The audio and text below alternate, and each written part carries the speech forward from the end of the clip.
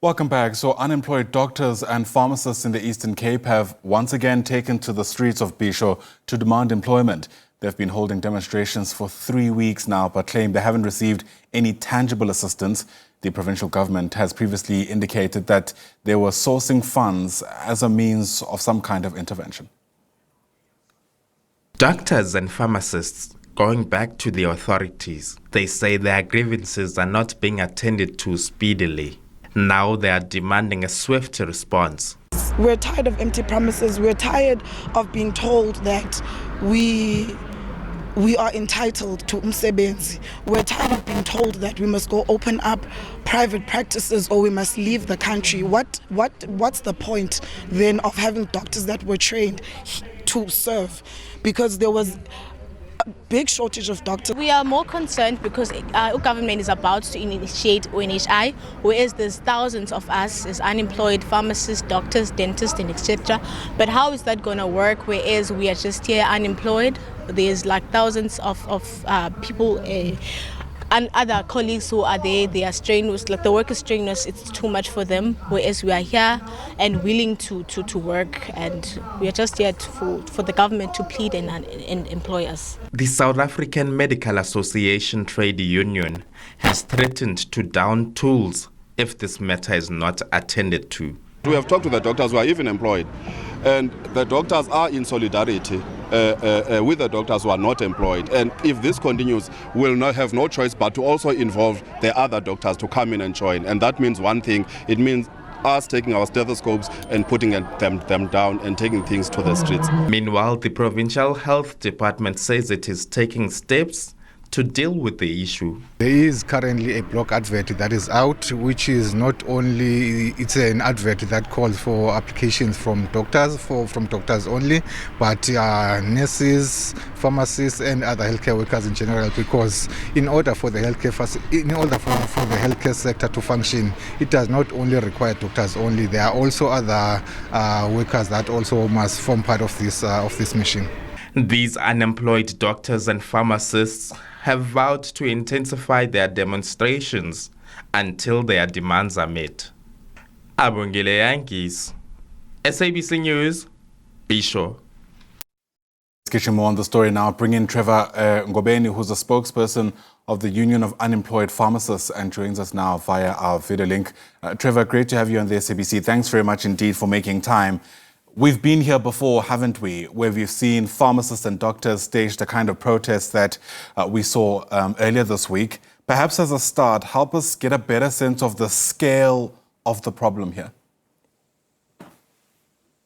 Good morning, Ayanda. Good morning to your viewers, and thank you for having us this morning.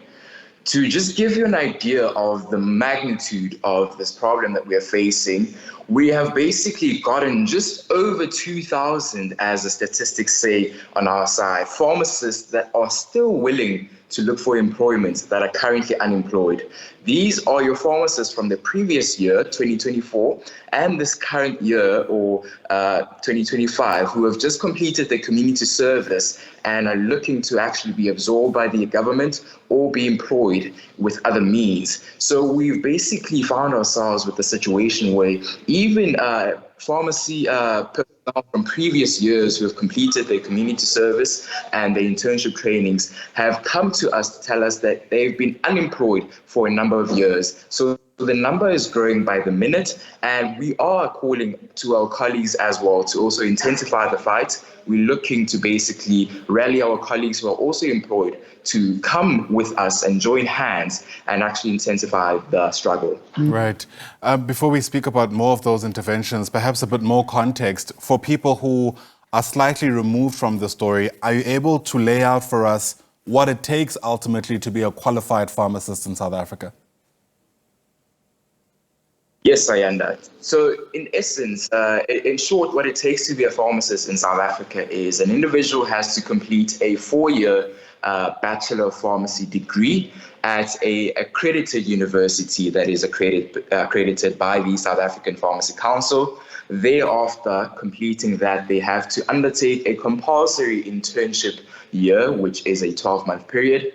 thereafter moving onwards to the community service, which is also compulsory. So it is a total of 6 years worth of training that is basically put into pharmacists. And some of our colleagues have bursaries that fund the first 4 years. And therefore, in total, I would say 6 years of taxpayer money that goes to make a pharmacist. And that's really what I was trying to get to. There's a lot of investment, if you like, to get to a point where anybody is qualified as a pharmacist, which brings us then to where the disconnect is. I mean, in the past, the health department has come out to say that, frankly, there are no funds to absorb those who've gone through this training. And I wonder to what extent that for you becomes an insufficient explanation, especially when we look at the demand for the kind of profession that you're in the health system.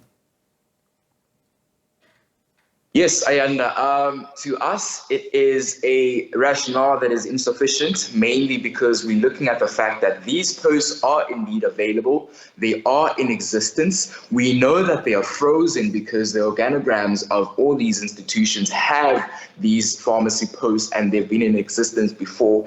It is not us asking the government to basically create new posts only, but we are asking them to first and foremost fill the new posts in all of the hospitals that are not filled. These are posts that belong to individuals who have retired, who have perhaps demised, or who have left the country.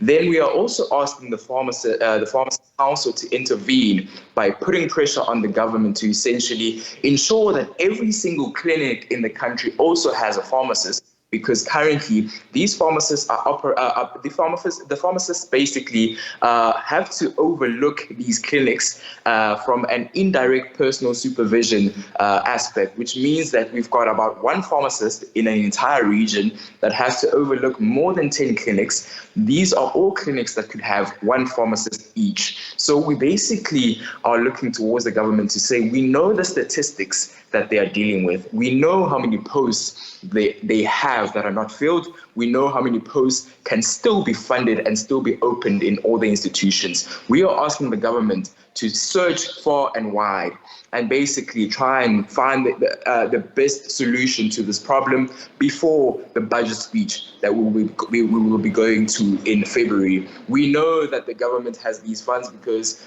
certain things that are not quite a necessity, like VIP protection, is afforded 1.3 billion rands of taxpayer money. So for healthcare, which will benefit the entire country, we believe they can at least assign more funds to that cause. We know, of course, that the state is possibly the biggest employer in the country, in fact. And I understand the limitations of my next question, but there are, I'm sure, people watching thinking to themselves, why not just approach the private sector, perhaps opportunities elsewhere, even though, of course, ultimately it's ordinary South Africans in the majority who are unlikely to benefit. I'm very aware of that.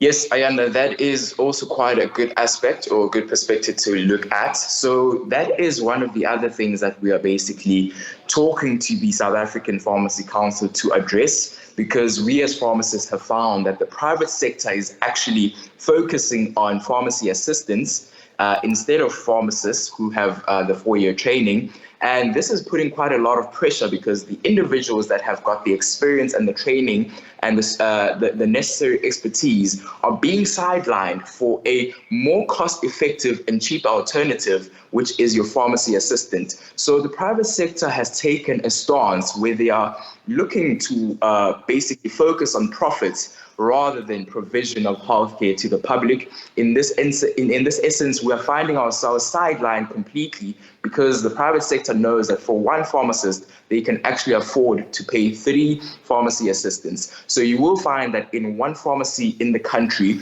and this is the entire country, you will find only one pharmacist in the entire pharmacy and perhaps 5 pharmacy assistants. So which is why we are appealing to the Pharmacy Council to basically revise the regulations that look towards how many pharmacists will be found in one pharmacy, because currently it has been revised to 1 pharmacist and 5 pharmacy assistants. instead of what was always the case, which was 1 pharmacist and 3 pharmacy assistants. So they are basically trying to capitalize on pharmacy assistants, and this is marginalizing basically and excluding the individuals who have studied for 6 years and trained for 6 years, which are the pharmacists. Yeah. This might be an obvious question, but I think it's worth asking, Trevor. What's the personal toll that this is taking on you and many of the others who have joined you on the picket lines, especially when you consider, again, the time and money that you might have invested, your own hopes when you decided to take up this particular profession, and how that dream is ultimately panning out? Yes, Ayanda, thank you so much for the question. For myself, I can definitely say it's taking quite a toll on me. And for my colleagues as well, they've expressed, because a number of our colleagues have expressed that they've had their property repossessed, they've had their vehicles repossessed. We also had quite a number of colleagues that could not attend our protest action because they had to look after their sick and old relatives, because they can't even afford money to pay caretakers for their relatives so they can actually go to work. We've got individuals who are breadwinners. They can no longer put bread on the table. They don't even have enough money just to pay for a taxi to go into town and actually do locum services for private pharmacies. So we've found ourselves in a situation where our skill is also diminishing, because we've got pharmacists that have been sitting at home for more than 2 years, training that they acquired for 6 years that hasn't been put to use because we are being sidelined. So it's taking quite a toll on us on a professional level. It's taking quite a toll on us when it comes to our mental health, as well as the people that depend on us to put food on the table, and the community that sent us to go and study cannot be served by us any longer because we are told to go and work in the private sector, and these individuals cannot afford to access private health care in the towns, because these are villages that we are attempting to service. These are townships that we are attempting to service, and so on and so forth. So it's taking quite a toll on us personally, as well as the community as well. Yeah, one has to wonder the kind of impact it's also having on the standing of the profession itself. Trevor Ngobeni, thanks very much indeed for speaking to us. Hopefully a lot of your pleas land in the right places and ultimately something changes. Trevor is the spokesperson for the Union of Unemployed Pharmacists.